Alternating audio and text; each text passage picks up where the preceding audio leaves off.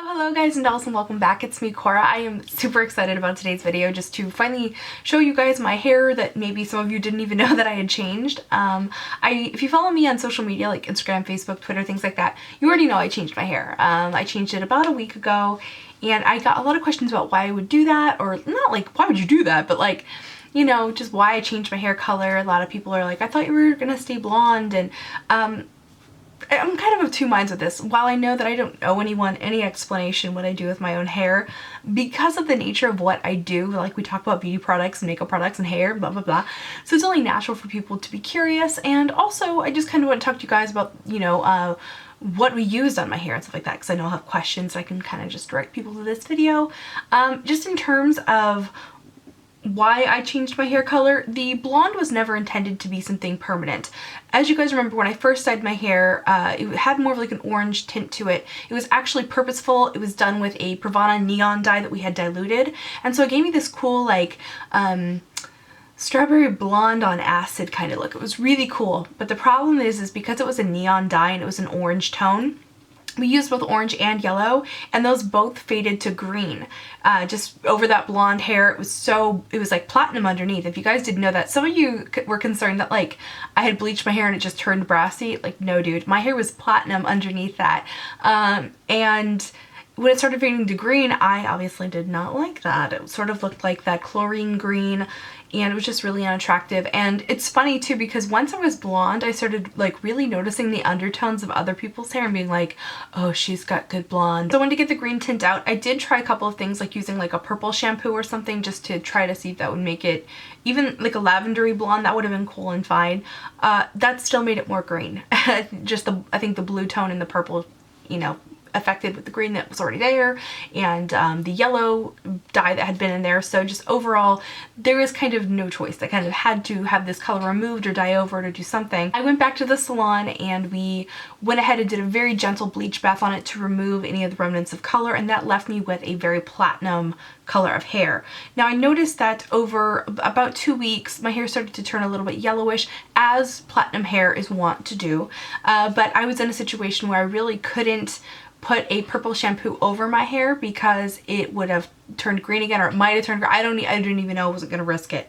So what I actually did was I mixed in a lot of the Pravana clear with a little tiny bit of the Pravana pink, not the bright pink, not the magenta, not the neon pink, but the light pink color. And that's what I was using to tone my hair, and it was ever so slightly pink. Like now if you go back and look at like my last 2 or 3 videos, you'll actually notice a little tiny bit of a pink tint, but otherwise it just looked like pretty blonde, and it was nice and it was fine. But the blonde was never like part of the long-term plan with my hair. As you know, I had my pink, my purple, and my black hair. Changing my hair in any direction from there is going to be quite a dramatic shift, and it's going to wreak some havoc on the hair for sure. So I wanted to let my hair have a chance to rest. So that's why I was blonde as long as I was. I wanted to make sure my hair was completely out of the stretchy phase, which for the bottom part of my hair that was black that got bleached the most, that hair was so severely damaged, I actually ended up having to cut quite a bit of it off, like in the back. Which is a shame, but I kind of knew that that probably would happen. But it's still sad, as anyone who has grown their hair out knows, and when you end up having to cut it for some reason, it's always like, oh, suckage. I wanted to do something colorful, and in the red family, that's sort of where I'm going with this. I mean, obviously this is about as red as you can get. And I had thought about maybe doing something naturalistic. That's kind of the thing that I'm thinking as like the end goal for this, is to maybe do something in a naturalistic red tone. I say naturalistic because, let's face it, this is me. I was basically like obsessed with what I was going to do with my hair because I just didn't know what I was going to do with it, and I don't like not knowing what I'm going to do with my hair, and I felt like in limbo when it was blonde, blah blah blah. So I was talking to my friend Kelly of Yampy Varnish, and she recommended I go ahead and see her stylist, and I was like, you know what, I'm going to, because you always have an amazing haircut, so I will get on that right away. So I went and saw Timony at the Barbarella salon in Berkeley, and she did this amazing fire ombre, I guess we could call it. I don't know how much it's showing up on camera. I believe that the pink parts are showing up very red on camera, and there is some parts where there's like a blending with the orange that it looks like a little bit red, but overall it's pink. It's very, very, very atomic pink, which is a shame that it's not really showing up correctly on camera. We did a couple of different things here. Now, you guys remember the bottom here was basically like a blonde copper color, or more like red brown copper, I don't really know how to describe it. It was just the color that my black hair was from being bleached out. It wasn't a specific color.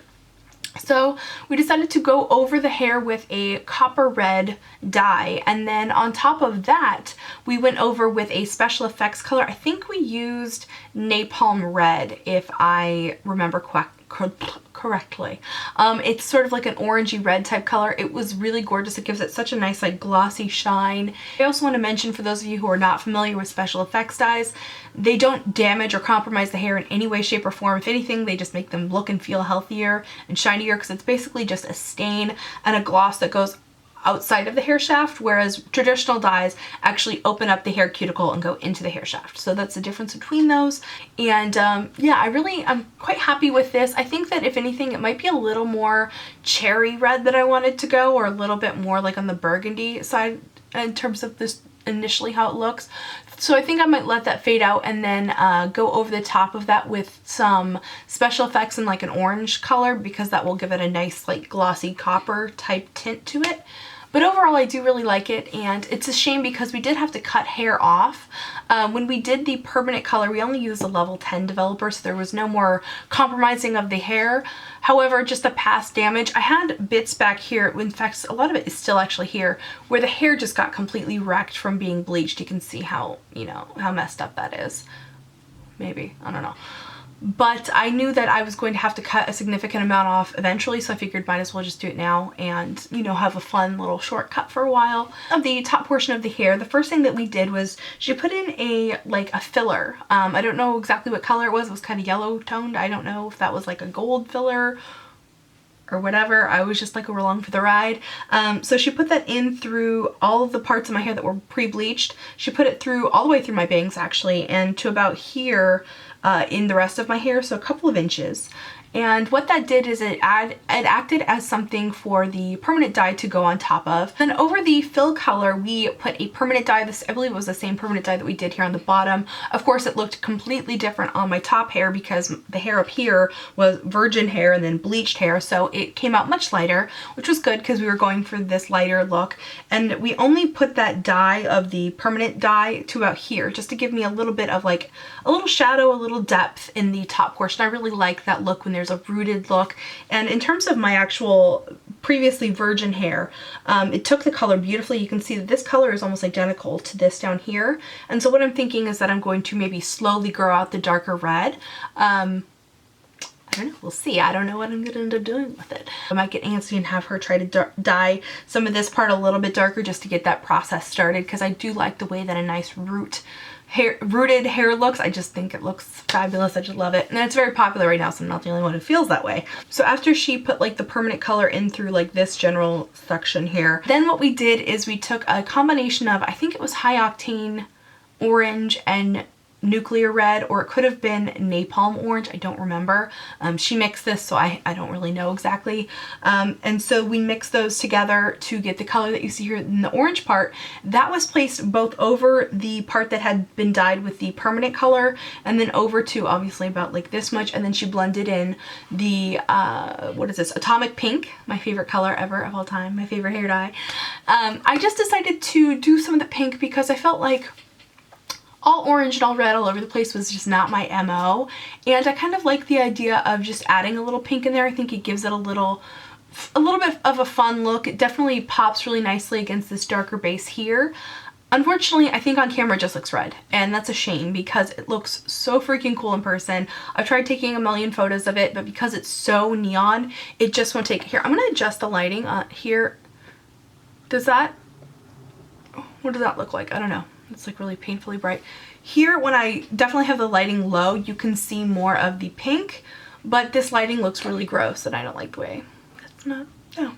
So that is my hair story. I think that's basically it. We did, as I mentioned, have to cut it. I want to show you guys the cut in a 360. However, I think we're going to be tweaking the cut just a little bit. It's a little bit blunter in the back than I wanted it to be, but on the day I was like, I want to lose the minimal amount of hair and then like see how I feel. And it needs to be just tweaked just a little bit. I think that's about it. I'm really quite happy with the hair. I was a little iffy about it at first because when I first dyed it, it was more red.